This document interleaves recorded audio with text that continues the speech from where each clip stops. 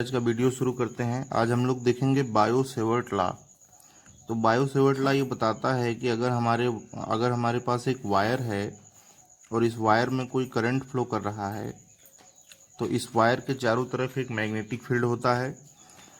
तो मान लेते हैं कि हमारे पास यहाँ पर एक छोटा सा करंट एलिमेंट है। करंट एलिमेंट को हम लोग IDL लिखते हैं। ये एक वेक्टर क्वांटिटी होती है और इस छोटे से करंट एलिमेंट IDL का जो डायरेक्शन होता है वो करंट के डायरेक्शन में लिया जाता है। और इस छोटे से करंट एलिमेंट की वजह से R पोजीशन वेक्टर पर यहाँ पर कोई पॉइंट P है और यहीं पर हमको देखना है। इसका पोजीशन वेक्टर हमारा वेक्टर R है। यहीं पर हमको मैग्नेटिक फील्ड देखना है। तो इस छोटा से एलिमेंट और इस पोजीशन वेक्टर के बीच का जो एंगल है वो थीटा है। तो बायो सेवर्ट लॉ क्या बताता है कि magnetic field due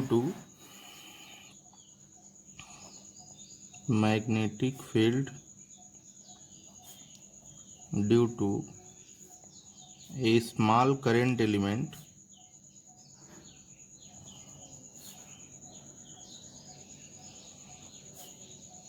IDL at a point depends on following factor।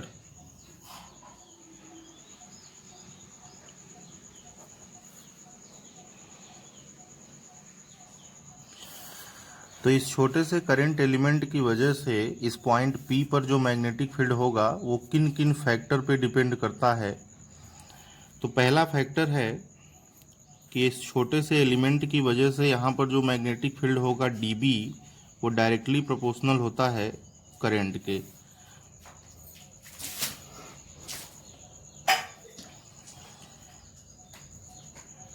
मतलब कि जितना ज़्यादा करंट फ्लो करेगा उतना ही ज़्यादा यहाँ पर मैग्नेटिक फील्ड होगा। दूसरा कौन सा फैक्टर है, dB proportional to DL sine theta. DL के साइन वाले कंपोनेंट के डायरेक्टली प्रोपोर्शनल होता है। तीसरा dB प्रोपोर्शनल 1/r²। अब अगर हम इन तीनों को आपस में मिला देते हैं तो हमको ये मिलता है dB proportional IDL sign theta upon में r²। अब अगर हम प्रोपोर्शनल हटा देंगे तो हमारे पास एक कांस्टेंट आ जाएगा। तो dB इज इक्वल टू आ जाएगा हमारे पास μ0 अपान में 4 पाई। अब ये कांस्टेंट है IDL साइन थीटा अपान में r²। इसको हम एक बॉक्स में बन लेंगे। अब हियर μ0 अपान में 4 पाई इज ए कांस्टेंट और इसकी वैल्यू क्या होती है, इट्स वैल्यू इज 10⁻⁻⁷। अब इसमें ये जो टर्म μ0 है वो क्या है, here μ0 is called permeability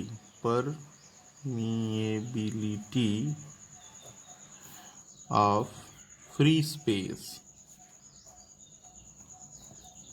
permeability क्या होता है, हम लोग पहले वाले चैप्टर में जब कूलाम लॉ पढ़ रहे थे तो उसमें एप्सिलॉन नॉट आया था जिसको हम लोग कहते थे परमिटिविटी ऑफ फ्री स्पेस। तो एप्सिलॉन नॉट का डिफिनीशन था कि ability of a medium to store electric energy. तो यहाँ पर जो टर्म हम लोग μ0 यूज कर रहे हैं जिसको कह रहे हैं परमिएबिलिटी ऑफ फ्री स्पेस।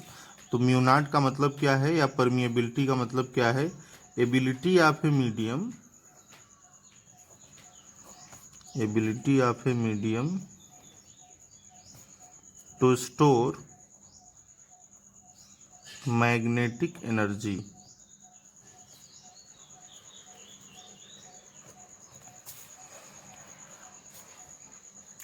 तो अगर इस छोटे से करंट एलिमेंट और इस पॉइंट के बीच में कोई दूसरा मीडियम होगा एयर के अलावा या फिर फ्री स्पेस के साथ एयर के लिए भी हम यही चीज यूज करेंगे।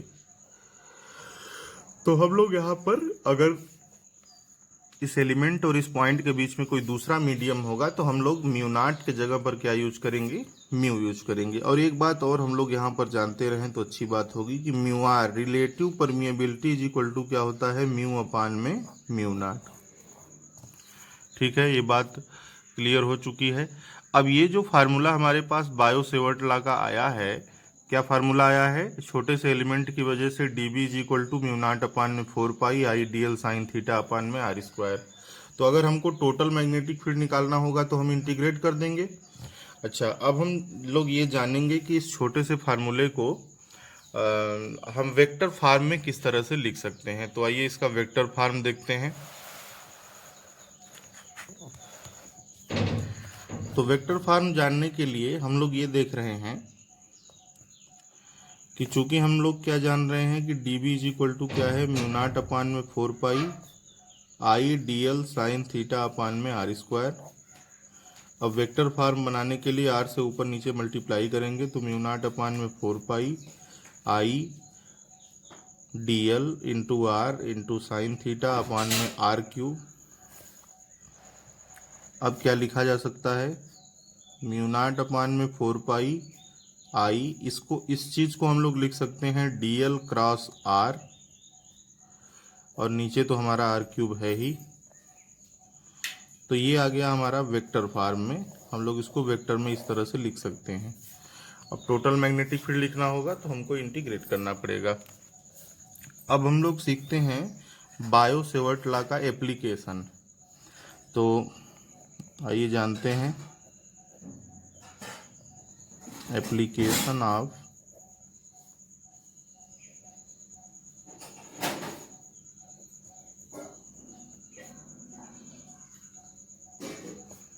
Bio Savart law.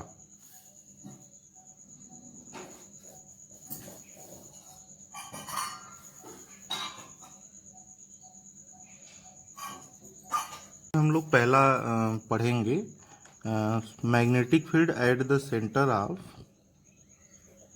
Magnetic field at the centre of a current carrying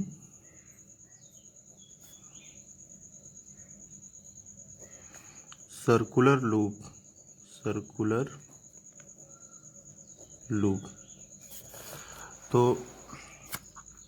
मान लेते हैं कि हमारे पास एक करंट कैरिंग सर्कुलर लूप है और इसमें जो है आई करंट फ्लो कर रहा है, और इसके सेंटर पे हमको मैग्नेटिक फील्ड निकालना है। तो सबसे पहले हम लोग जो है एक करंट एलिमेंट लेंगे, ये मान लेते हैं इसका रेडियस ए है। तो यहाँ पर जो करंट एलिमेंट का डायरेक्शन होगा वो टेंजेंशियल होगा। पीछे बता रहे थे कि करंट एलिमेंट का डायरेक्शन करंट के डायरेक्शन में होता है, तो यहाँ पे करंट का डायरेक्शन टेंजेंशियल होगा। तो ये हो गया हमारा छोटा सा करंट एलिमेंट आइडियल, और इसका ये जो पोजीशन वेक्टर है वो ए हो गया, और यहाँ पर जो एंगल बनेगा वो कितना बनेगा, 90 बनेगा। तो हम लोग क्या लिखेंगे कि magnetic field at the centre due to a small current element. तो फार्मूला अप्लाई करते हैं, D B is equal to क्या हो जाएगा, म्यू नॉट अपान में 4 pi I D L sine theta के जगह पर कितना है 90, और आर के जगह पर क्या लिया गया है स्मॉल ए, तो स्मॉल ए स्क्वायर हो जाएगा। फार्मूला अप्लाई कर दिया हमने, तो D B is equal to कितना आ गया, म्यू नॉट अपान में 4 pi I D L by a square. अब इंटीग्रेट करना पड़ेगा दोनों तरफ, तो integration D B is equal to mu naught upon में 4 pi I by a square integration D L. तो डी बी का मतलब बी हो जाएगा म्यू नॉट अपान में 4 pi I by a square. Integration D L का मतलब क्या है, जितने भी छोटे छोटे एलिमेंट हैं उन सबको जोड़ दिया जाए तो कितना आ जाएगा 2 पाई ए हो जाएगा, मतलब 2 पाई आर हो जाएगा। तो वो हम 2 पाई ए लिखेंगे यहाँ पर। तो पाई से पाई कैंसिल हो गया, एक ठो ए से एक ठो ए कैंसिल हो गया, और 2 से एक तो 4 कैंसिल हो गया, तो हमारा कितना आ गया लास्ट में formula B is equal to mu naught upon में 2I/A। तो ये हो गया हमारा magnetic field at the centre of a current carrying circular loop. अच्छा, इसमें और एक दो बात ध्यान रखने वाली है कि अगर करंट का डायरेक्शन क्लॉकवाइज होगा तो यहाँ पर जो मैग्नेटिक फील्ड का डायरेक्शन होता है सेंटर पे वो प्लेन के परपेंडिकुलर अंदर की तरफ होगा। अगर एंटी क्लॉकवाइज होगा तो प्लेन के परपेंडिकुलर बाहर की तरफ होगा। अगर क्लॉकवाइज होगा तो अंदर की तरफ, अगर एंटी क्लॉकवाइज होगा तो बाहर की तरफ।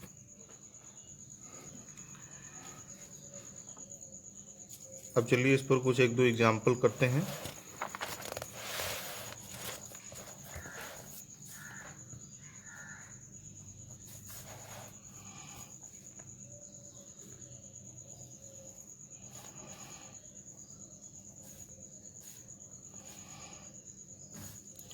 मान लीजिए कि ए रेडियस का एक इस तरह से दिया हुआ है सर्किट, आई करंट फ्लो कर रहा है और इसके सेंटर पे मैग्नेटिक फील्ड बताना है, तो हम लोग इसको इस तरह से B O is equal to question mark, मतलब ओ पर मैग्नेटिक फील्ड पूछ रहा है, इस तरह से इंडिकेट कर दे रहे हैं।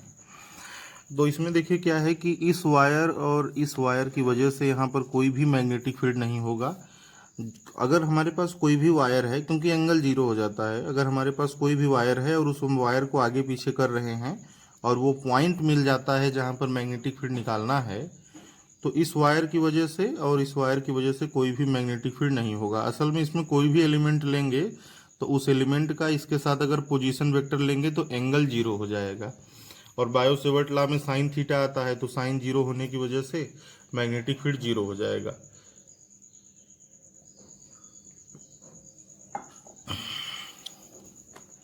तो इस बात का ध्यान रखना जरूरी है कि अगर हमारे पास कोई स्ट्रेट वायर है और उसी वायर के लाइन में ही वो पॉइंट मिल रहा है जहां पर मैग्नेटिक फील्ड निकालना है, तो उस वायर का वहां पे कोई भी मैग्नेटिक फील्ड नहीं होता है।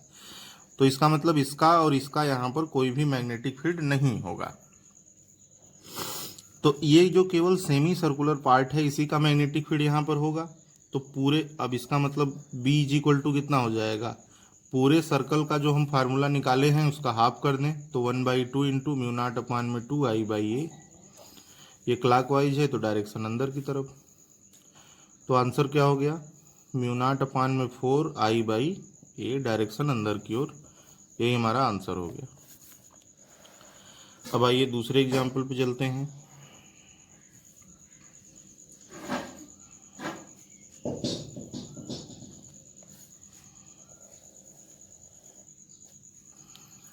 ओ पर मैग्नेटिक फील्ड निकालना है। छोटे वाले सर्कुलर पार्ट का रेडियस ए है, बड़े वाले सर्कुलर पार्ट का रेडियस बी है। आई करंट इसमें फ्लो कर रहा है। मैग्नेटिक फील्ड एट ओ हमको निकालना है। अब देखिए इसमें क्या है कि इस वाले पार्ट का और इस वाले पार्ट का तो यहाँ पर कुछ होगा नहीं। यहाँ पर देखिए क्या है, क्लॉकवाइज है, तो क्लॉकवाइज का डायरेक्शन क्या होता है, अंदर। तो इस वाले पार्ट का जो मैग्नेटिक फील्ड B1 होगा उसका डायरेक्शन क्या हो जाएगा, अंदर हो जाएगा। और यहाँ पर देखिए करंट क्या हो गया, एंटी क्लॉकवाइज। बड़े वाले में करंट क्या है, एंटी क्लॉकवाइज, तो बड़े वाले का जो मैग्नेटिक फील्ड होगा वो क्या हो जाएगा, बाहर हो जाएगा। तो हम लोग देख रहे हैं कि एक पार्ट की वजह से अंदर की तरफ, एक पार्ट की वजह से बाहर की तरफ, तो नेट मैग्नेटिक फील्ड क्या हो जाएगा, माइनस करना पड़ेगा। तो B1 माइनस B2, तो फार्मूला क्या हो जाएगा, यही वाला डायरेक्ट लगा सकते हैं, आधे सर्कल का ये फार्मूला हो गया हमारे पास। तो म्यू नॉट अपान में 4I/A, और इसके लिए म्यू नॉट अपान में 4I/B, केवल रेडियस का ही तो फर्क है, बाकी चीज़ों तो सेम ही है। तो म्यू नॉट अपान में 4 इंटू आई अगर कॉमन कर लेंगे तो 1/A माइनस 1/B। और इसमें जो ज़्यादा रहेगा, जिसकी वैल्यू हाई रहेगी, उसी के हिसाब से डायरेक्शन होगा। तो हम लोग देख रहे हैं कि B1 की वैल्यू ज़्यादा आएगी, भाई रेडियस की इनवर्सली प्रोपोर्शनल है ना, तो डायरेक्शन, नेट का डायरेक्शन क्या हो जाएगा, अंदर की ओर हो जाएगा। आइए अगले एग्जाम्पल पे चलते हैं। अब अगर हम लोग जो है इसको इस तरह से कर दें अब अगर हम इसको इस तरह से कर दें तब क्या होगा,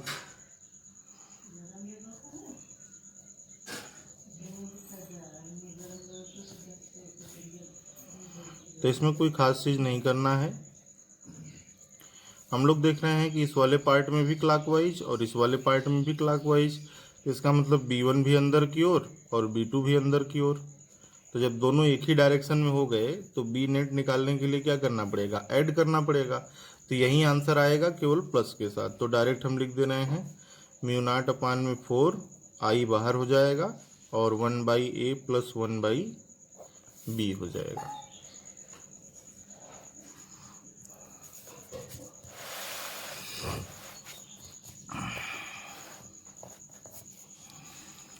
अगला एग्जाम्पल देखते हैं।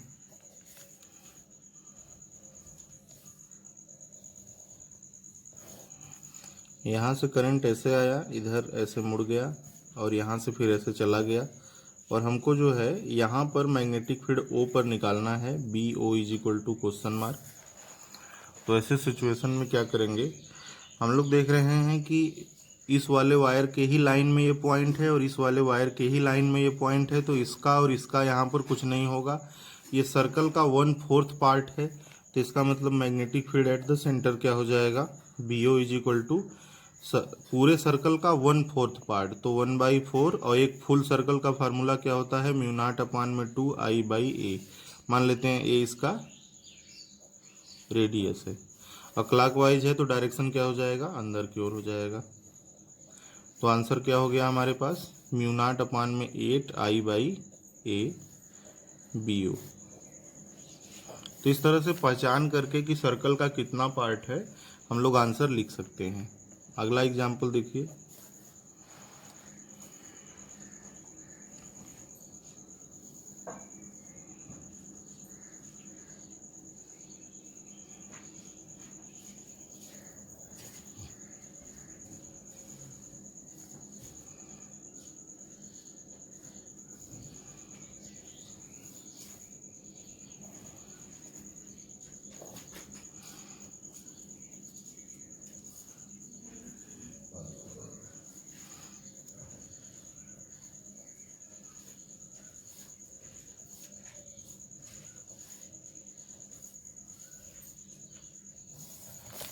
अब ये देखिए, इसमें अभी हमको जो है पॉइंट O पर मैग्नेटिक फील्ड निकालना है। तो इस वाले वायर, ये जो वायर है इसके डायरेक्शन में ही पॉइंट है, तो इस वायर का यहाँ पर कुछ नहीं होगा। इस वाले वायर के ही डायरेक्शन में ये पॉइंट है, तो इस वाले वायर का भी यहाँ पर कुछ नहीं होगा। और सर्कल का यहाँ पर कितना पार्ट हमको दिख रहा है, अगर हम इसको इस तरह से बना दें तो 1 2 3, ये यहाँ पर 4th होता है, तो इसका मतलब पूरे सर्कल का 3 पार्ट यहाँ पर है। तो या तो ऐसे भी लिख सकते हैं कि ये जो सर्कल का एक पार्ट है उसमें 3 से मल्टीप्लाई कर दें, या फिर हम लोग जो है सर्कल का 3 पार्ट है, मतलब 3/4 पार्ट है यहाँ पर, तो मैग्नेटिक फील्ड कितना हो जाएगा, 3/4 इंटू पूरे सर्कल का फार्मूला μ0/2 I/a। तो कितना हो जाएगा, 3 μ0/8 I/a। डायरेक्शन क्लॉकवाइज होने की वजह डायरेक्शन एंटी क्लॉकवाइज होने की वजह से जो डायरेक्शन होगा वो क्या हो जाएगा, बाहर की ओर हो जाएगा।